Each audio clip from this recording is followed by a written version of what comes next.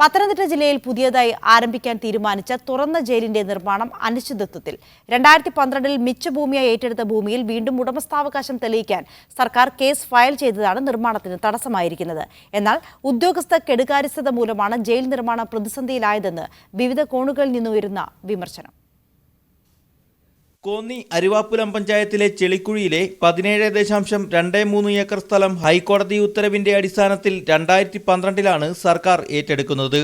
1982-ലെ ഉത്തരവ് പ്രകാരം മിച്ചഭൂമിയായി പ്രഖ്യാപിച്ച സ്ഥലത്ത് പുതിയ ജയിൽ നിർമ്മാണത്തിന് അനുമതി തേടി 2017-ലാണ് അരുവാപ്പുലം പഞ്ചായത്ത് ജയിൽ വകുപ്പിനെ സമീപിക്കുന്നത്.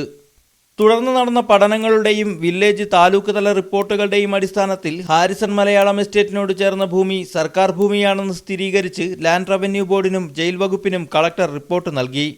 പിന്നീട് പൊതുഭൂമിയെ മിച്ചഭൂമിയാക്കുന്നതുമായി ബന്ധപ്പെട്ട ഫയലുകൾ വേഗത്തിൽ നീങ്ങിയതോടെ ജയിൽ വകുപ്പ് ഉദ്യോഗസ്ഥർ സ്ഥലത്ത് സന്ദർശനം നടത്തി നിർമ്മാണം ആരംഭിക്കാൻ തീരുമാനിച്ചു.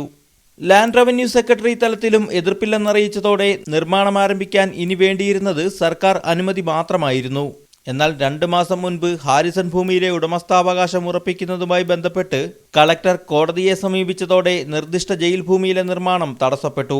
2012-ൽ മിച്ചഭൂമിയായി സ്ഥിരീകരിച്ച ഭൂമി 2020-ൽ തർക്കഭൂമിയാക്കിയതിന് പിന്നിൽ ഉദ്യോഗസ്ഥ ഇടപെടലാണെന്ന് സർക്കാർ രേഖകളിലൂടെ തന്നെ വ്യക്തമാവുകയാണ്. ഇതോടെ ജയിൽ നിർമ്മാണം ആരംഭിക്കാത്തതിന് പിന്നിൽ ഉദ്യോഗസ്ഥരുടെ കെടുകാര്യസ്ഥതയാണെന്ന വിമർശനം വിവിധ കോണുകളിൽ നിന്നും ശക്തമായിരിക്കുകയാണ്.